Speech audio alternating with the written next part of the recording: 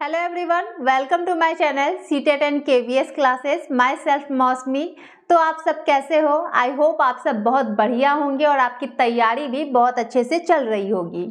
तो चलिए आज की क्लास को शुरू करते हैं। तो हम लोग हिस्ट्री पढ़ रहे थे, एनसीईआरटी की बुक हिस्ट्री क्लास 7, जिसमें हमने चैप्टर 1 और चैप्टर 2 जो है कंप्लीट कर लिया है और आज हम चैप्टर 3 को कंप्लीट करेंगे। तो जो आपका चैप्टर 3 है ये बहुत ही इम्पॉर्टेंट चैप्टर है, तो इसे ध्यान से समझिएगा, ठीक है? क्योंकि एग्ज़ाम हॉल में आपका रटना काम नहीं आएगा। आप कितना भी रट लो, आपके सामने जब 4 ऑप्शन आएंगे तो आप कहीं ना कहीं कंफ्यूज कर जाओगे। इसलिए ज़्यादा बेहतर तरीका है कि आप लोग इसे ध्यान से सुने और ध्यान से समझें। क्लियर है? तो हमारा चैप्टर 3 क्या है? तो दिल्ली के सुल्तान, ठीक है? इसमें हम क्या पढ़ेंगे? दिल्ली के सुल्तान यानी किसने किसने शासन किया था दिल्ली पे, ठीक है? 12वीं सदी से कौन कौन शासक बने थे। आप लोग पढ़े बहुतों के बारे में होंगे, खिलजी वंश पढ़ा होगा, तुगलक वंश पढ़ा होगा, सैयद वंश पढ़ा होगा, ठीक है, चौहान वंश, ये सब आपने पढ़ा है। लेकिन आपको ये नहीं पता होगा कि ये सब कहाँ शासन किए थे और कैसे, कब से कब तक इनका शासन चला था, ठीक है? तो ये सब चीज़ को आज हम डिटेल्स में समझेंगे, अच्छे तरीके से समझेंगे और ज़्यादा एक्स्ट्रा नहीं पढ़ेंगे, उतना ही पढ़ेंगे जो हमारे एग्ज़ाम के लिए काम आ जाए, ठीक है? तो चलिए शुरू करते हैं। तो उससे पहले जो भी चैनल से नए जुड़े हैं, चैनल को सब्सक्राइब कर लीजिएगा, बेल आइकन दबा लीजिएगा ताकि आप लोग को नोटिफिकेशन मिल सके। तो शुरू करते हैं। तो 13वीं सदी के आरंभ में दिल्ली सल्तनत की स्थापना हुई थी। तो दिल्ली सल्तनत जो थी, इसकी स्थापना कब हुई थी? दिल्ली सल्तनत की स्थापना, तो इसकी स्थापना जो है वो 13वीं सदी में हुई थी। 13वीं सदी में हमारा दिल्ली सल्तनत जो था उसका स्थापना हुआ था, ठीक है? 13वीं सदी के इतिहासकार, ठीक है, 13वीं सदी के जो इतिहासकार थे वो कौन थे? तो वो फर्रुख-ए-मुदव्विर थे। तो सबसे पहले हम लोग ये समझते हैं कि दिल्ली सल्तनत जो था उसकी शुरुआत तो 13वीं सदी में हो गई थी, लेकिन उसके शासक कौन कौन थे और कब से कब तक रहे, ठीक है?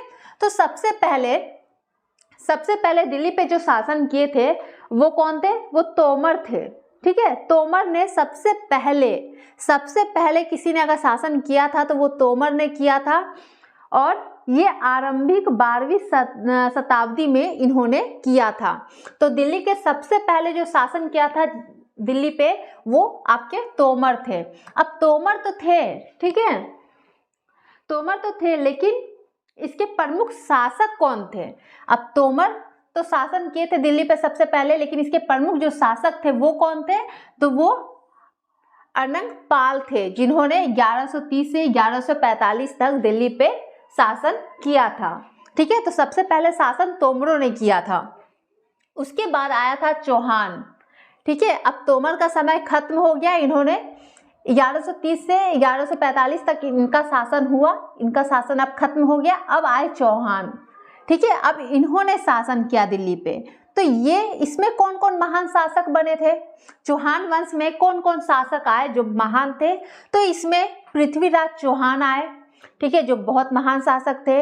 आप और उनका शासन जो है कब तक चला था? तो 1175 से 1192 तक पृथ्वीराज चौहान का शासन चला था। कब? चौहान वंश जब आया तब, यानी तोमर के बाद चौहान वंश आया था, ठीक है? अब चौहान का समय खत्म हो गया, इनका शासन करने का समय खत्म हो गया। अब कौन आए नए?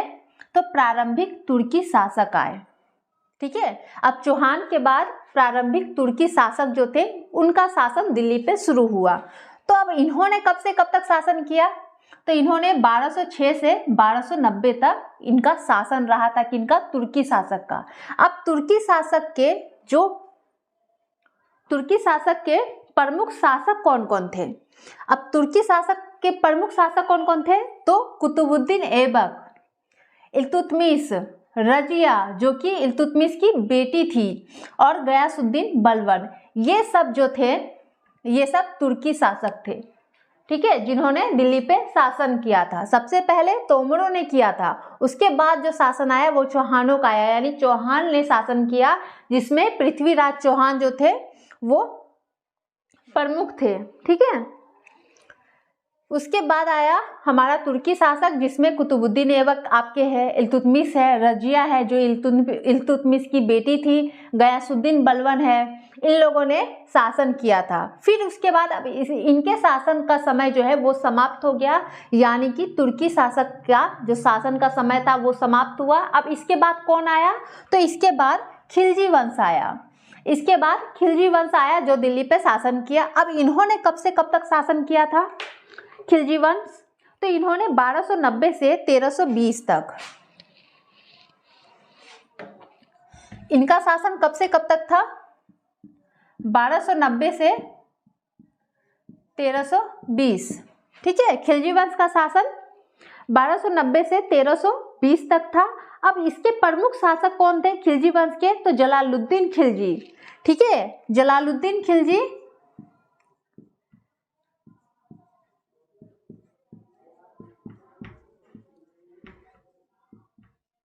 और अलाउद्दीन खिलजी।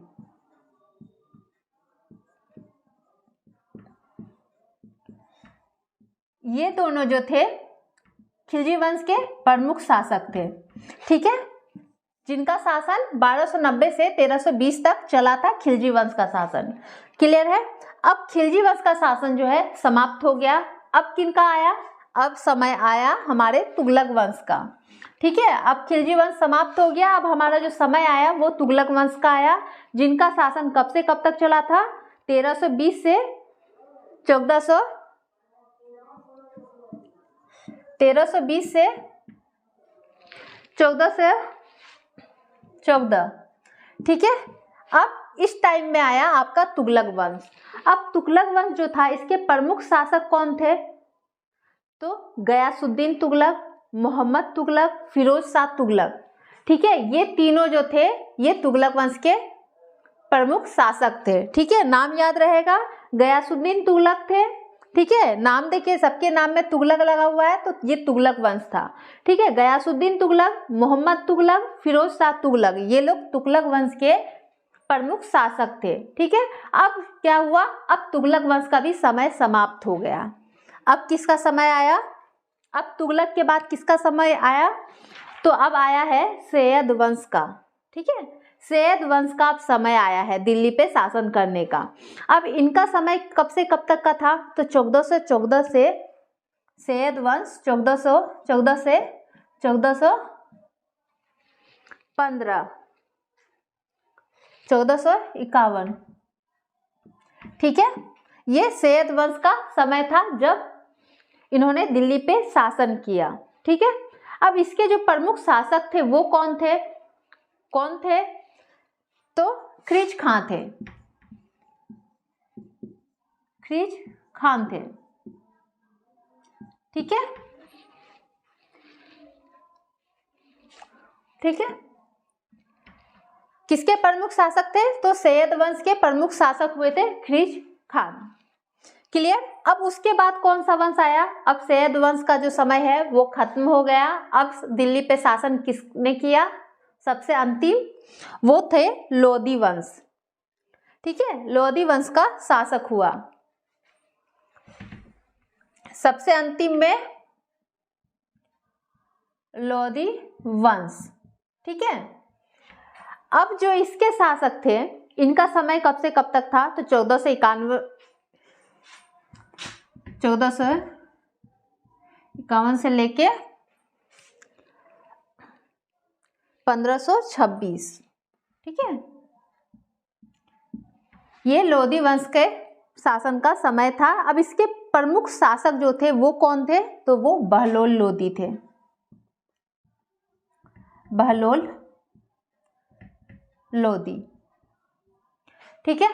तो अच्छे से समझते हैं। अब सबसे पहले जो है दिल्ली जो है हमारे दिल्ली के सुल्तान, यानी कि 13वीं सदी के आरंभ में दिल्ली सल्तनत की स्थापना हुई।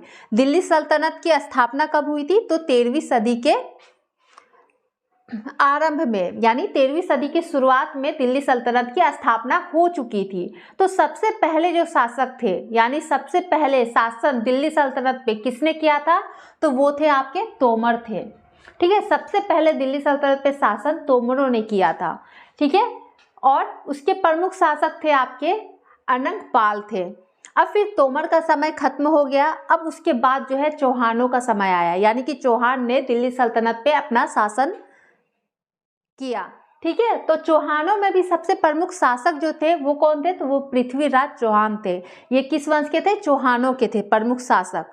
ठीक है, अब इनका भी समय जो है वो खत्म हो गया। अब किसका समय आया, अब आया प्रारंभिक तुर्की शासक, यानी अब तुर्की शासक जो थे उन्होंने दिल्ली पे अपना शासन किया। अब इसमें कौन कौन थे तुर्की में, तो कुतुबुद्दीन थे आपके, ठीक है, इल्तुतमिश थे, रजिया थी, क्लियर है, गयासुद्दीन बलबन थे। ये लोग जो थे ये तुर्की शासक थे। अब तुर्की शासक का समय खत्म हो गया। अब कौन आया, अब आया खिलजी वंश। ठीक है, अब समय किसका आया, खिलजी वंश का, जिसमें जलालुद्दीन खिलजी और अलाउद्दीन खिलजी जो थे ये प्रमुख शासक थे। क्लियर, अब खिलजी वंश का भी जो समय था वो खत्म हो गया, यानी इनका अब समय खत्म। अब जो है दिल्ली सल्तनत पे जो शासन किए कौन किए, तो तुगलक। खिलजी के बाद तुगलक वंश आया। ठीक है, अब तुगलक वंश में भी महत्वपूर्ण शासक थे जिन्होंने शासन किया। उसमें कौन कौन थे, गयासुद्दीन तुगलक थे, मोहम्मद तुगलक थे और फिरोज शाह तुगलक थे, जो दिल्ली सल्तनत पे शासन किया था या प्रमुख शासक थे। फिर उसके बाद तुगलक वंश जो है उसका समय भी समाप्त हो गया। अब कौन सा वंश आया, तो अब सैयद वंश आया। ठीक है, सैयद वंश आया। अब सैयद वंश के प्रमुख शासक जो थे वो ख्रीज खान थे। ख्रीज खान सैयद वंश के प्रमुख शासक थे जिसने दिल्ली पे शासन किया। अब इनका भी समय जो है समाप्त हो गया, यानी कि सैयद वंश का शासन जो है वो समाप्त हो गया। अब किनका समय आया, तो सबसे अंतिम समय जो आया वो आया है लोदी वंश का। ठीक है, सबसे अंतिम शासक जो थे दिल्ली सल्तनत के वो थे लोदी वंश का था, जिसका समय जो है 1451 से लेके 1526 तक इनका शासन चला है। और इसके प्रमुख जो शासक थे वो कौन थे, तो वो बहलोल लोदी थे। ठीक है, तो इन सभी शासकों ने, यानी ये सब जो है आपके दिल्ली सल्तनत पे शासन किए थे। क्लियर है, तो ध्यान रखिएगा, सबसे पहले जो थे वो तोमर थे और सबसे अंतिम जो थे वो लोदी वंश था दिल्ली पे शासन करने वाला। क्लियर, अब यहाँ देखिए, तो 13वीं सदी में समझ गए कि दिल्ली सल्तनत का शुरुआत जो है वो 13वीं सदी के आरंभ में शुरू हो गया था। अब 13वीं सदी के इतिहासकार कौन थे, तो फर्ख ए मुदबिबर थे। 13वीं सदी के इतिहासकार पूछा जाता है तो फर्ख ए मुदबिबर थे। अब दिल्ली के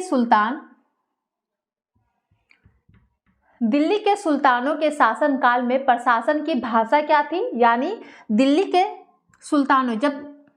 सुल्तान जब शासन कर रहे थे, ठीक है, जब ये लोग शासन कर रहे थे दिल्ली पे, उस समय वहां के शासन काल की जो भाषा थी वो क्या थी, तो वो फारसी थी।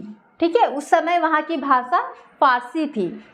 क्लियर है, तो याद रखिएगा, दिल्ली के सुल्तानों के शासन काल में, यानी कि जब दिल्ली के सुल्तान लोग जब शासन कर रहे थे, जब ये सारे वंश आए थे शासन करने के लिए दिल्ली पे, उस समय वहां की जो प्रशासन की भाषा थी वो फारसी थी। आगे देखते हैं, चलिए नेक्स्ट है त्वारिख। अब ये त्वारिख के लेखक जो है नगरों, विशेषकर दिल्ली में रहते थे। त्वारिख के जो लेखक होते थे वो लोग नगरों में रहते थे, विशेषकर दिल्ली में ही वो लोग रहते थे।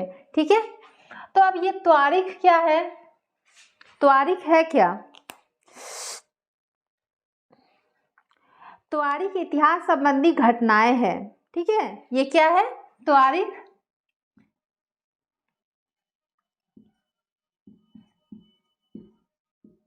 इतिहास संबंधी घटनाएं। ठीक है, त्वारिख जो है ये इतिहास संबंधी घटनाएं हैं।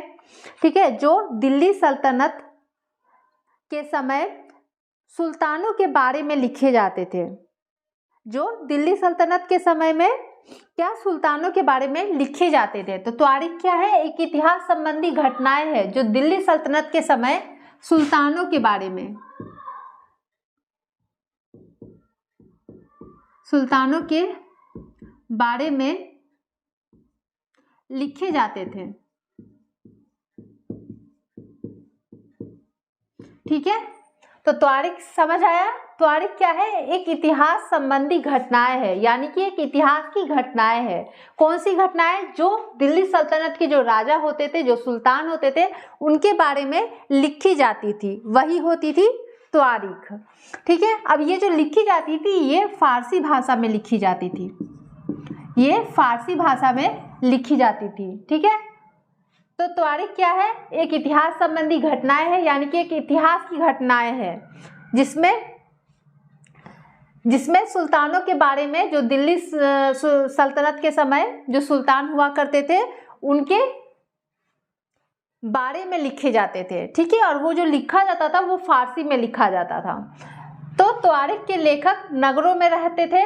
त्वारिख के जो लेखक होते थे वो लोग नगरों में रहते थे, विशेषकर एकदम दिल्ली में। ठीक है, त्वारिख के लेखक सचिव, प्रशासन, कवि और दरबारियों जैसे सुरक्षित व्यक्ति होते थे। त्वारिख के लेखक कौन होते थे? यानी कि जो इतिहास संबंधी घटनाएं हैं जो सुल्तानों के बारे में लिखे जाते थे, तो इसके लेखक होते थे सचिव, प्रशासक, कवि, यानी ये लोग जो थे, दरबारी, ये लोग जो थे, ये लोग वहां के सुल्तानों के बारे में लिखते थे। सुरक्षित व्यक्ति होते थे जो घटनाओं का वर्णन भी करते थे और शासकों को प्रशासन संबंधी सलाह देते थे। अब ये लोग का काम सिर्फ लिखना नहीं था कि ये लोग वहां के सुल्तान के बारे में लिख रहे हैं, सिर्फ एक लिखना ही इन लोग का काम नहीं था। इन लोग का काम था शासकों को प्रशासन संबंधी सलाह भी देते थे। ये लोग क्या करते थे? ये लोग सलाह भी देते थे। ठीक है, अक्सर शासकों को जन्मसिद्ध अधिकार और लिंग भेद पर आधारित आदर्श समाज व्यवस्था बनाए रखने की सलाह देते थे। इन लोग का सलाह क्या होता था? अधिकतर सलाह जो होता था इन लोग का वो होता था लिंग भेद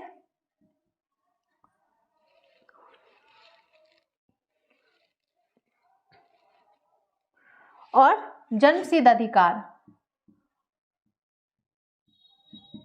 जन्मसिद्ध अधिकार,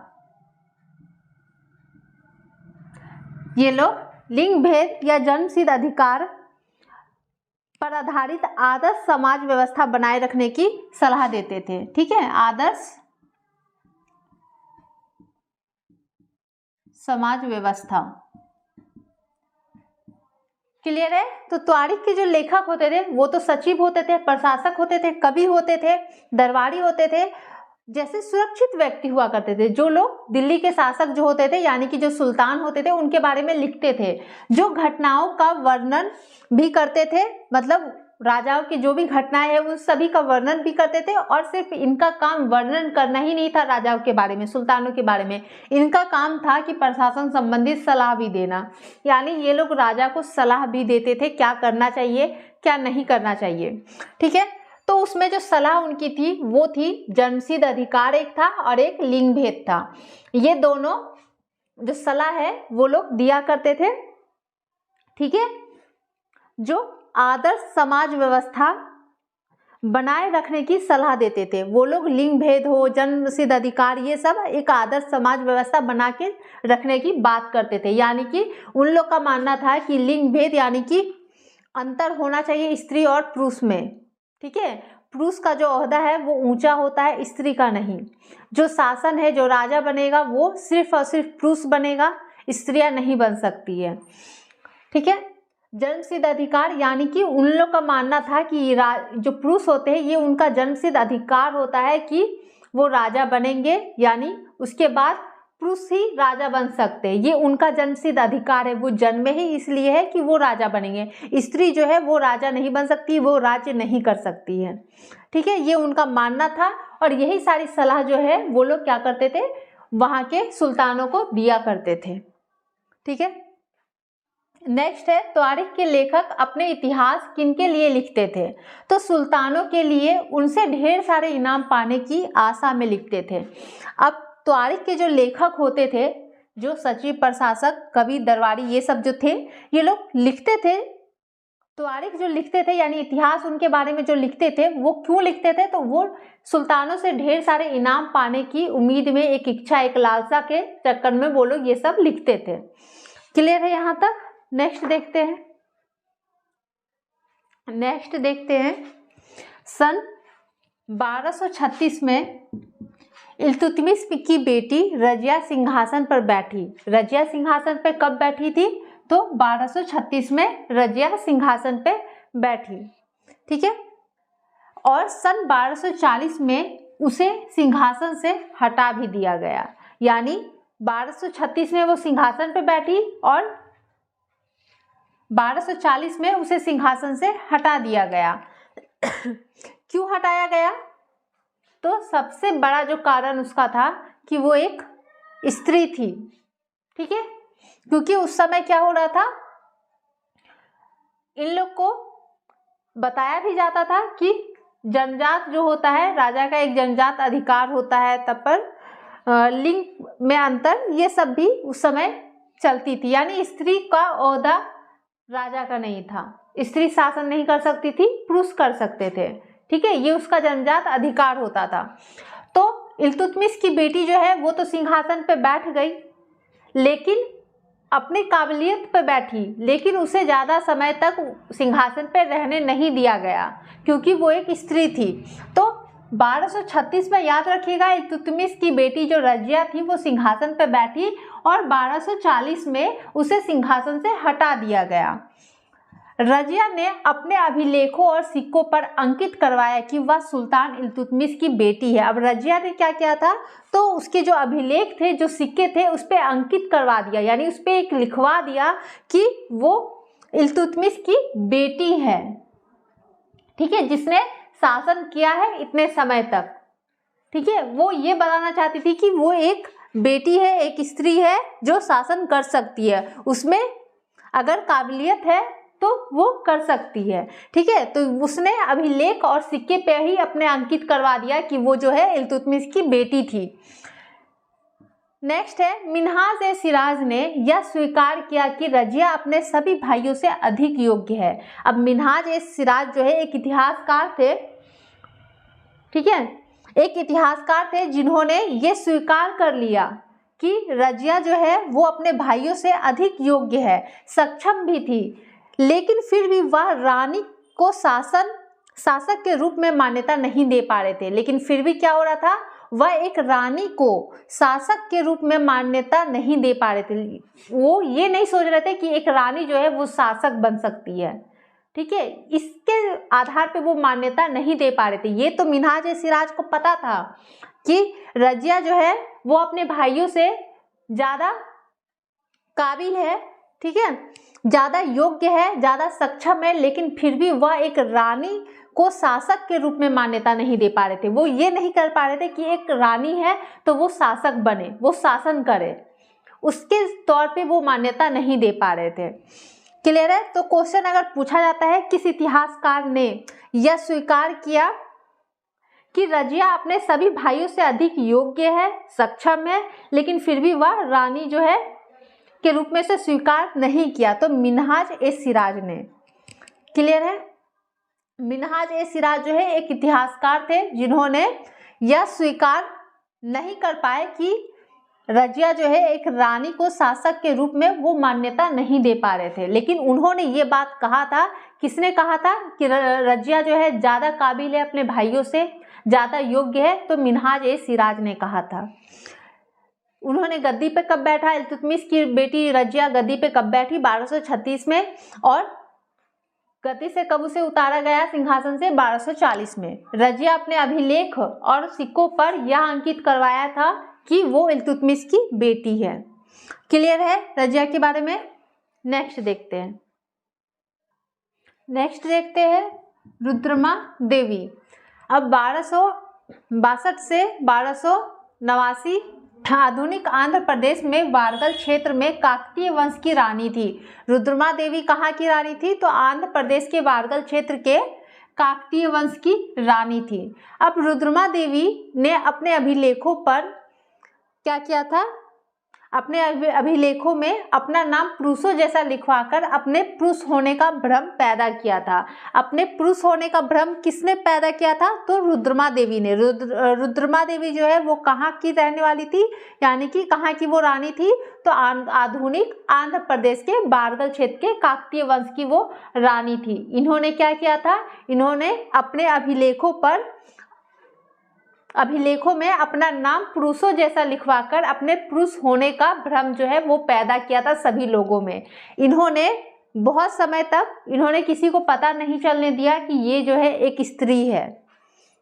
ठीक है, इन्होंने बहुत समय तक ये पता किसी को नहीं चलने दिया कि ये एक स्त्री है, ये पुरुष बन के शासन करती थी। क्लियर है?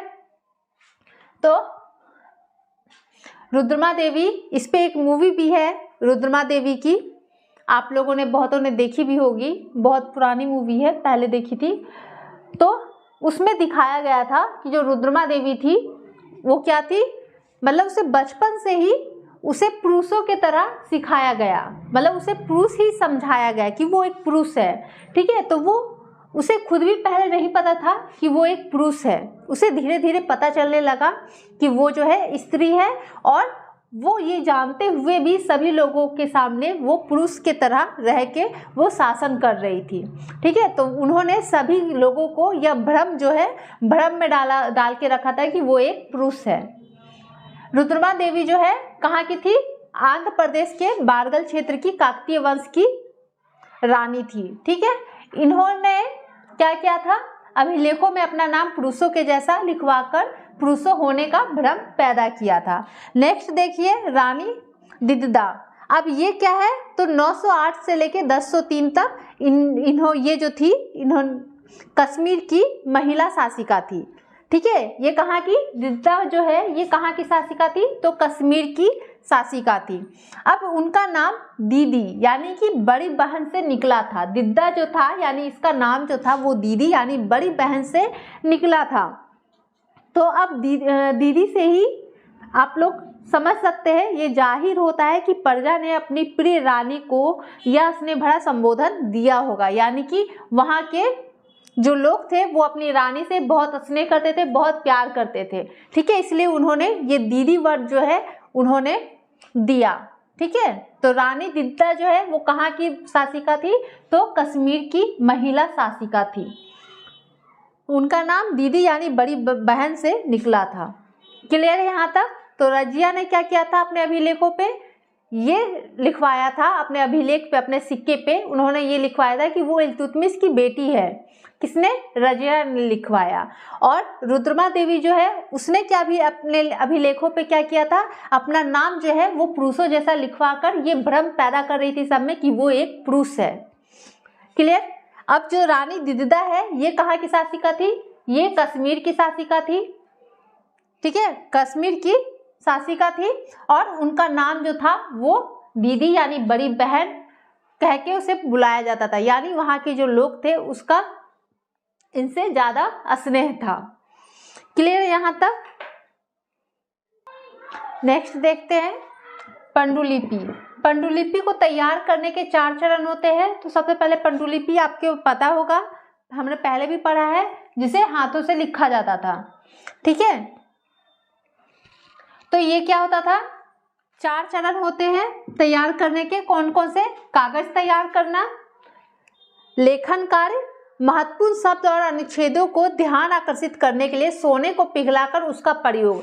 क्या होता था? महत्वपूर्ण शब्द या अनुच्छेद जो होते थे उस पे, जैसे आप लोग क्या करते हो अभी, हाइलाइटर का यूज करते हो, जो महत्वपूर्ण यानी इंपॉर्टेंट पॉइंट्स होते हैं उसे क्या करते हैं? अंडरलाइन कर देते हो हाइलाइटर से, ताकि वो आपको जब भी आप देखो तो आपको उस पर ध्यान चले जाए। ठीक है, आपको क्या करता है? वो आकर्षित करता है, अपने तरफ ध्यान आपका खींच देता है। ठीक है, इसलिए आप लोग हाइलाइटर का उपयोग करते हो। वैसे ही महत्वपूर्ण शब्द और अनुच्छेद जो होते थे उसके और ध्यान आकर्षित करने के लिए क्या करते थे? सोने को पिघलाकर उसका प्रयोग करते थे ताकि ध्यान उस पर जाए। नेक्स्ट 4th है जिल्द तैयार करना। ठीक है, तो ये 4 है पांडुलिपि को तैयार करने के चरण। नेक्स्ट देखिए इल्तुतमिश का मकबरा। अलाई दरवाज़ा, फिरोज शाह तुगलक का मकबरा जो है ये कहाँ स्थित है? तो ये सब दिल्ली में स्थित है। याद रहेगा, इल्तुतमिश का मकबरा, ध्यान ही रखने का बात है क्योंकि ये सब आपका दिल्ली सल्तनत का बात हो रहा है ना, दिल्ली के शासकों का यानी सुल्तानों का बात हो रहा है। तो इल्तुतमिश जो है वो शासक थे। मकबरा, अलाई दरवाज़ा, फिरोज शाह तुगलक, ये लोग जो है क्या है? दिल्ली में स्थित है। क्लियर है? नेक्स्ट देखते हैं दिल्ली में पहले पहल किसने राजधानी स्थापित की थी? यानी कि दिल्ली में सबसे पहले जो है राजधानी स्थापित किसने की थी? तो तोमरों ने की थी। कैसे? क्योंकि सबसे पहले जो दिल्ली पर शासन किया था वो किसने किया था? तोमरों ने किया था। ठीक है, सबसे पहले शासन किसने किया था? तो तोमरों का शासन हुआ था। उसके बाद कौन थे? तो उसके बाद चौहान था। ठीक है, तो सबसे पहले जो शासन किए थे दिल्ली पे वो तोमर थे। तो दिल्ली में पहले पहल किसने राजधानी स्थापित की? तो तोमरों ने। 12वीं सदी के मध्य में तोमरों को किसने परास्त किया था? यानी 12वीं सदी के मध्य में तोमरों को किसने परास्त किया था? अगर आप लोग को याद नहीं रहता है कि किसने परास्त किया था, तब आप लोग क्या चीज ध्यान रखिएगा? आप लोग ध्यान रखिएगा कि तोमर के बाद जो है दिल्ली पे शासन किसने किया था? सबसे पहले तो तोमर आए थे, इसलिए हमने ये अंदाज लगा लिया, हमें याद नहीं था, हमने ये सोच लिया कि दिल्ली में पहले पहल किसने किया, यानी कि सबसे पहले पहल तो सबसे पहले तो तोमर आए थे, उन्होंने दिल्ली पे शासन किया था, तो तोमर होगा। ठीक है, अब है 12वीं सदी के मध्य में तोमरों को किसने हराया? अब तो सबसे पहले तो तोमर आए थे, अब तोमर को किसने हराया? तो ध्यान रखिएगा कि तोमर के बाद किसने दिल्ली पे शासन किया था? तो किसने किया था? तो चौहानों ने किया था। तोमर के बाद किसने शासन किया था दिल्ली पे? चौहानों ने किया था। तो आपको ध्यान आ जाएगा कि हाँ, तोमरों को किसने हराया था? तो चौहानों ने हराया था, तभी तो चौहानों ने फिर दिल्ली पे शासन किया। तो अजमेर के चौहानों ने। क्लियर है? नेक्स्ट देखिए, तोमरों और चौहानों के राज्यकाल में दिल्ली वाणिज्य का एक महत्वपूर्ण केंद्र बन गया। यानी किसके शासनकाल में दिल्ली जो था वाणिज्य यानी कि व्यापार का एक प्रमुख केंद्र बन गया? तो तोमरों और चौहानों के, सबसे पहले जो दिल्ली पर शासन किए थे तोमर, और उसके बाद तोमर को जो हरा करके आए थे चौहान, इन दोनों के शासनकाल में जो दिल्ली था वो वाणिज्य का महत्वपूर्ण केंद्र बन गया, यानी कि व्यापार वहाँ अधिक हो गया, अच्छे तरीके से वहाँ व्यापार होना शुरू हो गया था। नेक्स्ट है, दहली वाल कहे जाने वाले सिक्के कहाँ ढाले जाते हैं? तो ये तो आसानी से आपको ध्यान में रहेगा, दहली वाल से ही पता चल रहा है, दहली यानी दिल्ली। तो दहली वाल वाले कहे जाने वाले जो सिक्के कहाँ ढाले जाते हैं? तो दिल्ली में ढाले जाते हैं। क्लियर है? नेक्स्ट देखते हैं जिस इलाकों को आज हम दिल्ली के नाम से जानते हैं वहाँ सुल्तानों ने कौन सा नगर बसाए थे? जिस इलाके को यानी कि जिसे आज हम दिल्ली के नाम से जानते हैं, आप लोग जिसे दिल्ली शहर के नाम से जानते हैं, तो उस दिल्ली को मतलब वहाँ पे सुल्तानों ने कौन से नगर बसाए थे? पहले जो भी शासन किए थे, तोमर हुए, चौहान हुए, तुगलक हुए, जितने भी वंश थे, उन लोगों ने वहाँ पे कौन से नगर बसाए थे?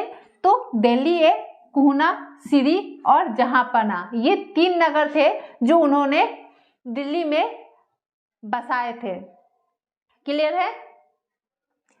ये 3 नगर थे जिसे शासकों ने दिल्ली में जो नगर अपना बसाए थे, जिसे आज हम दिल्ली के नाम से जानते हैं, उसी जगह पे ये 3 नगर थे जिसे उस समय के दिल्ली के सुल्तानों ने ये नगर बसाए थे। तो नगर का नाम याद कैसे रहेगा?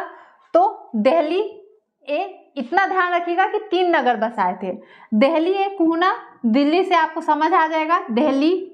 ठीक है, उसके बाद दिल्ली से समझ आ रहा है दिल्ली है, यानी दिल्ली आप ऐसे भी कह सकते हैं दहलीज, दिल्ली को आप लोग समझ सकते हो दहलीज, यानी कि किसी भी घर में आप जब कदम रखते हो तो क्या होता है? दहलीज।